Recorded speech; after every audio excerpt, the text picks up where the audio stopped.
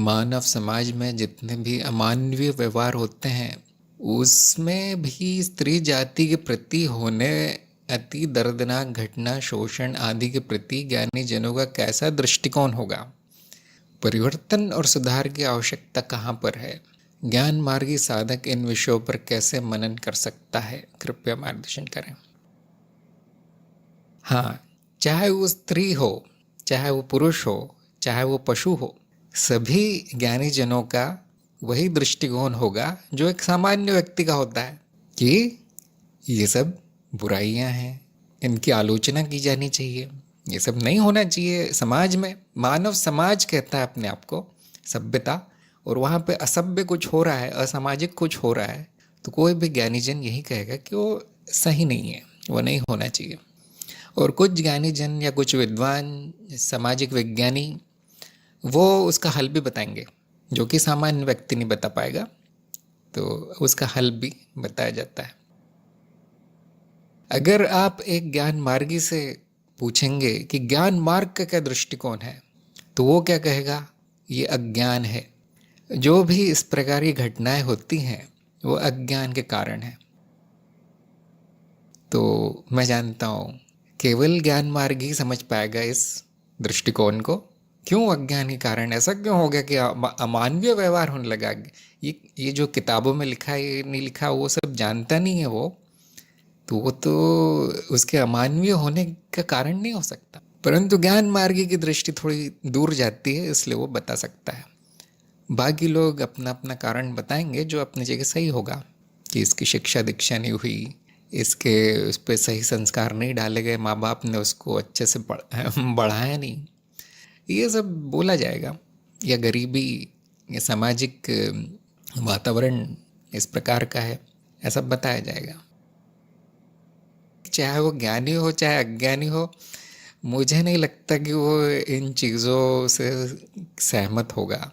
अच्छा, स्त्री जाति का अब एक विशेष मामला आ जाता है, तो उसमें अब अलग अलग मत मिल जाएंगे लोगों के, यहाँ तक कि ज्ञानी जनों के। कुछ लोग कहेंगे इसके लिए पुरुष जिम्मेदार है, सामाजिक व्यवस्था जिम्मेदार है, और स्त्री का पुरुष पर निर्भर होना कारण है, नहीं तो इतना नहीं होता। वो तो कुछ भी हो सकता। देखिए, पुरुष के प्रति भी बहुत बुरी घटनाएं होती हैं, जब स्त्री के प्रति होती है तो समाज थोड़ा सा जाग जाता है, क्योंकि वो बहुत ज़्यादा हीनता दिखाता है, नीचता का सूचक है कि उसने स्त्री को भी नहीं छोड़ा। ये सामाजिक पतन के कारण है कि स्त्री होने के कारण उसको कुछ इस प्रकार की घटना झेलनी पड़ी। तो परिवर्तन और सुधार की आवश्यकता कहाँ पर है? सामाजिक परिवर्तन प्राकृतिक है, एक मनुष्य नहीं कर सकता। तो इसमें ज्ञान मार्ग का क्या विचार है कि अगर व्यक्ति अपना उद्धार कर ले, अपनी उन्नति कर ले, तो सारा समाज परिवर्तित होता है। एक व्यक्ति अपना सुधार कर ले तो सारा समाज सुधरता है, क्योंकि समाज व्यक्तियों से बना है। तो हर कोई अपनी अपनी प्रगति पर अगर ध्यान दे तो वो समाज परिवर्तित होता है। ये प्राकृतिक होता है, इसको कोई ज़बरदस्ती नहीं कराया जा सकता, कुछ जोड़ तोड़ करके नहीं कराया जा सकता। ये मनन का विषय है। हाँ, तो ये देखिए कि मुझ में कहाँ पे समस्या है, सबको यही देखना है। अगर समाज में सभी स्वयं पर दृष्टि डालेंगे तो किसी और को नहीं करना पड़ेगा। बाकी हाँ, लोगों का दमन किया जा सकता है, उनको कानून से जेल में डाला जा सकता है, लेकिन वो और पैदा होते रहते हैं फिर। इसलिए मूल जहाँ पर है वहाँ पर सुधार की आवश्यकता है। मूल व्यक्ति स्वयं है, मनुष्य स्वयं है। तो वो सुधार करेगा क्या स्वयं में? नहीं, जब वो कर्म करता है, कर्म के फल आते हैं, तब सुधार होता है।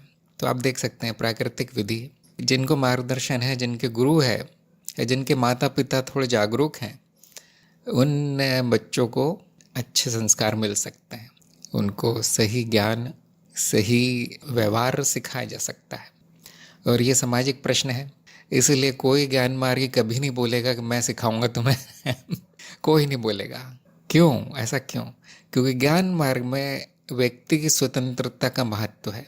अगर वो नहीं सीखना चाहता, नहीं सुधरना चाहता, तो कोई उसके पीछे नहीं पड़ता, क्योंकि हम जानते हैं उसके कर्मों का फल आ ही जाएगा, वो सुधर ही जाएगा। तो अगर गुरु है और वो शिष्य गुरु के प्रति समर्पित है, तो गुरु थोड़ा बहुत बता सकता है कि यहाँ पे समस्या है, वहाँ समस्या है, ये ठीक कर लो, वो ठीक कर लो। और स्त्रियों को क्या बताया जाता है कि पहले स्वयं का उद्धार करो, दूसरों पे दोष लगाने की जगह, अब संपूर्ण समाज पे, सारी दुनिया को दोषी ठहराने की जगह स्वयं को देखो कि आपकी दुर्दशा आपके कर्मों से है। अब मैं जानता हूँ ये शुरू में किसी को नहीं समझ में आता, क्योंकि ऐसा लगता है कि मुझे स्वयं को दोषी बताया जा रहा है। लेकिन ज्ञान की दृष्टि से ये बात सत्य है कि जो अपनी दुर्दशा का कारण व्यक्ति स्वयं होता है, चाहे स्त्री हो या पुरुष। तो देखो क्या कर्म हुए हैं जिसके कारण ऐसी परिस्थिति आई है। क्या आप स्वतंत्र हैं? क्या आप स्वयं के पैरों पर खड़े हैं या किसी और पर निर्भर हैं? क्या आप आत्मरक्षा में अच्छे हैं? अपनी आत्मरक्षा जैसे पुरुष कर लेते हैं, अक्सर सब नहीं कर पाते, वैसे क्या आप कर लेते हैं? क्या आपके मन में हीन भावना और डर भर दिया गया है समाज द्वारा? इस प्रकार स्वयं का जब उद्धार होगा तो वो कम हो जाएंगी घटनाएं, पूरी बंद नहीं होंगी कभी। तो ऐसे देखिए, ज्ञान मार्ग का सारा जोर स्वयं के उद्धार पे है, क्योंकि प्रायोगिक है, आपको करके देखना पड़ेगा कि हाँ मेरा उद्धार हो गया, मेरा कल्याण हो गया, मेरी प्रगति हो गई, मैं स्वतंत्र हूँ, मेरी सोच मेरी स्वयं की है, मेरी मानसिकता उधार की नहीं है, मुझे पता है क्या सही है क्या गलत है, क्या करना चाहिए क्या नहीं। इस प्रकार की वो स्त्री है तो आप अपने आप देखेंगे उसका आदर है, उसकी समाज में एक जगह है, उसके साथ कोई अब शोषण नहीं हो सकता, क्योंकि बुद्धि बहुत तेज हो गई है ना। बुद्धिहीन व्यक्ति का शोषण हो सकता है, क्योंकि उसमें इतनी बुद्धि है कि किन लोगों से बचना है, किन लोगों से थोड़ा दूर रहना है, किन लोगों को के साथ रहना है। ये बुद्धि से ही आता है, कुछ वर्षों के अनुभव के बाद ही आता है। तो आप देखेंगे वो जो आपराधिक घटना है वो भी कम हो जाएंगी फिर। ये प्रायोगिक बात है। स्वयं की प्रगति के फिर प्रभाव दिखते हैं, और ऐसी सबकी प्रगति होने लगे तो सारे समाज में प्रभाव दिखते हैं। इस बात पे मनन कीजिए अगर आपकी इसमें रुचि है तो।